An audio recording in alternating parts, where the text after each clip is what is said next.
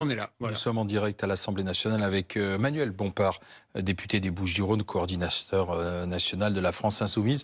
Bonsoir Monsieur Bompard, 700 millions d'euros d'aide supplémentaire. Vous avez suivi ce qu'a dit Monsieur le Premier ministre. Qu'est-ce que vous en pensez? Quelle est la réaction à la France Insoumise alors?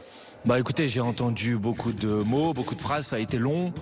Beaucoup de ministres se sont exprimés et à la fin j'ai envie de dire tout ça pour ça.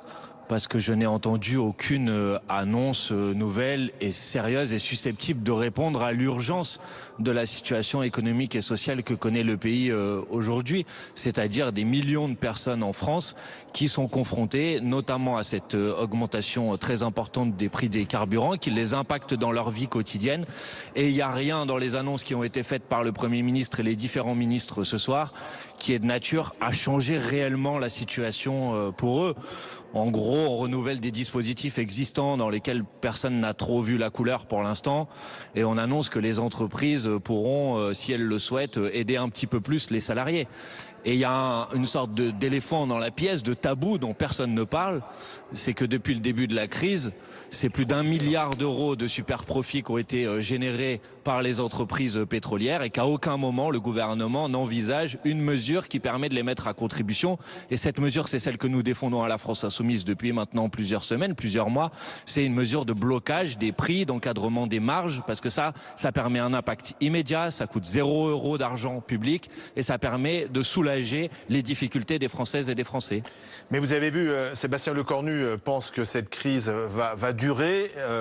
Jusqu'à présent, c'était des mesures mensuelles annoncées. Maintenant, ce sont des mesures trimestrielles. L'idée, c'est de tenir l'été, si j'ai bien compris le Premier ministre, jusqu'à la rentrée. Est-ce que cette approche n'est pas quand même assez pragmatique? C'est-à-dire, on ne sait pas comment la crise au Moyen-Orient va se terminer, donc il faut y aller lentement mais sûrement. Mais attendez, si une mesure est inutile ou a quasiment aucun effet mensuellement, elle n'aura pas davantage d'effet trimestriellement ou annuellement. Le problème, c'est pas la temporalité ou la durée des mesures qui sont annoncées. Le problème, c'est de savoir si ces mesures sont de nature à améliorer la situation pour les Françaises et les Français. Et là, en l'occurrence, rien dans ce qu'a annoncé le Premier ministre est de nature à améliorer sérieusement et réellement la situation. C'est-à-dire d'avoir un impact sur les prix.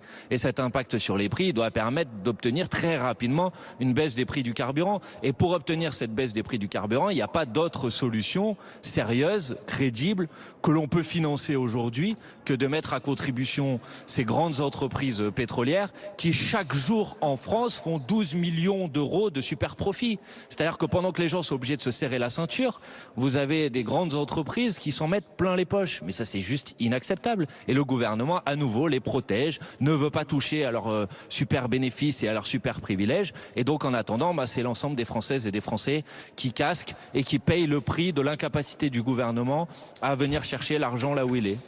Merci Monsieur le député Bompard, merci d'avoir été en direct avec nous de l'Assemblée.